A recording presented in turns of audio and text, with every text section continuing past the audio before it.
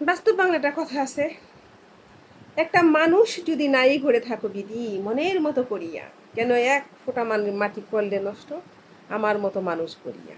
এই গানটা কিন্তু আপনারা সবাই শুনেছেন। তো গানটা কিন্তু সত্য। যদি আপনার জীবনে আপনার মতো মূল্যবান একটা মানুষ আপনার জীবনে না থাকে, তাহলে তাহলে আপনার যে মূল্যবান সময় বা মূল্যবান জীবন সেটা কিন্তু বৃথা। যেমন মনে করেন, আমি মনে করি আমার জীবনটা কিন্তু বৃথা। হুম। কারণ আমার জীবনে আমি বড্ড একা। এই বাড়িটার মধ্যে আমি একা একা থাকি, একা একা ঘুরি, একা একা গান গাই, একা একা বসে থাকি, একা একা ছবি তুলি, একা একা ভিডিও করি স্ট্যান্ডের মধ্যে বৈশা, ঘরের ভিতরে বৈশা, বাইরে। তারপর আমি সেইগুলা আপলোড করি ফেসবুকে। আমি কন্টেন্ট ক্রিয়েটর। আমি কন্টেন্ট জগতে হাজার হাজার মানুষের সাথে কথা বলতে পারি। এখানে হাজার হাজার মানুষ আমার কন্টেন্টগুলো দেখি, কিন্তু বাস্তব যে জীবন আমার, সে জীবনে কেউ কি আছে আমার পাশে? নাই কেউ। তবে হ্যাঁ, বাস্তব জীবনে সত্যিকার এটা মানুষের খুব প্রয়োজন। বাস্তব জীবনে যদি আপনার জীবনে কেউ না থাকে, আপনার সেই জীবনটা ব্যর্থ, একেবারে ব্যর্থ, বৃথা। 16 আনাই মাটি আমার। অনেকের জীবন 4 আনা, 12 আনা, 2 আনা, 1 আনা মাটি। আর আমার জীবনটা 16 আনাই বৃথা। তো আমার জীবনে যদি 16 আনাই বৃথা হয়, 1 আনাও যদি আমার জীবনে সফলতা না থাকে, তাহলে একটা মানুষ কি নিয়ে বাঁচে? হয়তো বলতে পারেন, সেদিন বলতেছে এক মহিলা বলতেছে যে ডিভোর্স কেন হয়? যে মেয়েরা খারাপ, নষ্টা, চরিত্রহীন তাদের ডিভোর্স হয়।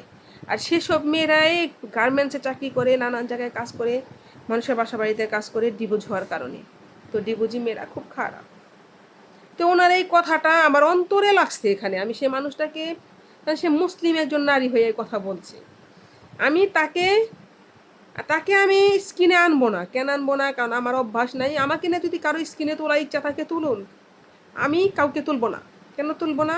সে অভ্যাস আমার নাই।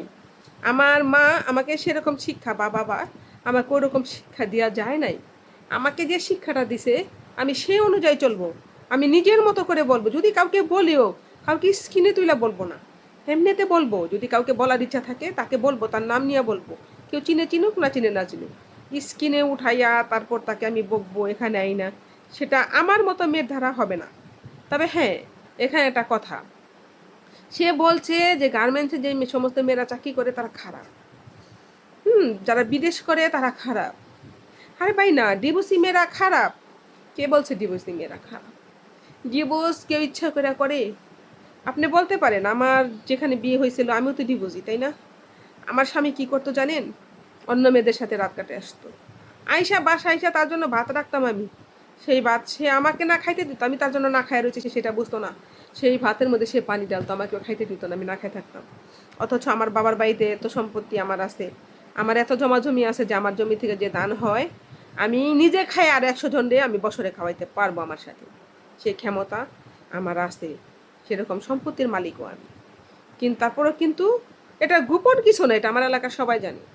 তারপরে কিন্তু আমি সেই আমিটা ভাতের জন্য কান্না করছি, আর আমার স্বামীর জন্য কান্না করছি। আমাকে রাইখা চলে যেত, আসতো না। তো আর আমাকে বলতো তুই বুঝোস না তোর আমি কেন এরকম করি, তোকে আমি ছাইটা দিব তার জন্য এমনি করি। তুই যাস না কেন আমার বাসা থেকে? যাবি কবে? তুই কেন বুঝোস না তোকে আমার কোনো প্রয়োজন নাই, তোর মতো মানুষ আমি চাই না। তারপরেও কিন্তু সেখানে আমি অনেক দিন একা একা ছিলাম একটা ঘরের মধ্যে। সে ঢাকা শহরে হারাই গেছিল, সে তার আমি পাইতাছিলাম না।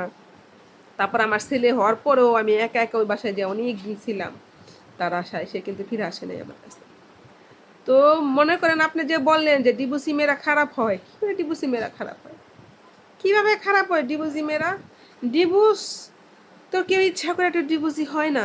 ডিভোর্সটা ইচ্ছা করে কেউ ডিভোর্সটা দেয় না কাউকে। তো সেটা অনেক কঠিন একটা বিষয়, যার জীবনে না ঘটছে সে বুঝবে না। আমি চাই যে নাকি আমার শত্রু তার জীবনেও যেন ডিভোর্স না হয়। আর গার্মেন্টসের মেয়েদের কথা বলছেন, তারা পেটের দায় গার্মেন্টসে চাকরি করে। তারা যদি খারাপ কিছু করতো তাহলে তাদের গার্মেন্টসে চাকরি করতে হতো না, কষ্ট করে সুপার বাজারে বকা খাইতে হইতো না। ঠিক আছে, তারা কষ্ট করতো না। আমি গার্মেন্টস সম্পর্কে কি করে জানি এটা তো বলবেন, কারণ আমি কিন্তু গার্মেন্টস সম্পর্কে সবটা জানি। আমি কাছ থেকে দেখছি কোনো একটা গার্মেন্টসে ছুতা দিয়ে, চাকরির ছুতাটা ঢুকে আমি দেখছি ওই জীবনটা কত কষ্টের। কারণ আমার দেখার প্রয়োজন ছিল। কারণ এই পৃথিবীতে আমি দেখছি যে সব কিছু জানার প্রয়োজন এটা মানুষের, বুঝছেন? আপনি কি ভাবতেছেন আমার টাকার অভাব? না আমার টাকার অভাব নেই, আমার সম্পত্তির অভাব না, আমার অভাব নেই। আমার চোখে কেন পানি? হ্যাঁ, এই আপনার এই কথাটার কারণে আমার চোখে পানি। তাহলে আমার ডিভোর্স হয়েছে, তাতে আমার কোনো দুঃখ নাই। 10টা বছর ধরে আমি একা একা রয়েছি, আমার কোনো কষ্ট নেই, আমি ভালো আছি। কারণ শাসন করার কেউ নাই, আমার আদর করারও কেউ নাই, সোহাগ করারও কেউ নাই, শাসন করারও কেউ নাই। তো আমি আপনাকে বলতেছি বোন, না যাই না, না শুই না, কারো সম্পর্কে এরকম কথা কখনো বলবেন না। আপনি আমাকে বলেন নাই, আপনি আমার মতো হাজার দুঃখিনীকে বলছে, তার জন্য কথাটা আমার গায়ে লাগছে। দোয়া করি আপনার কেন, অন্য কারো যেন কোনো দিন ডিভোর্স না হয়। সবাই ভালো থাকেন, সবার জন্য দোয়া রইল, আমার জন্য আপনারা দোয়া করবেন।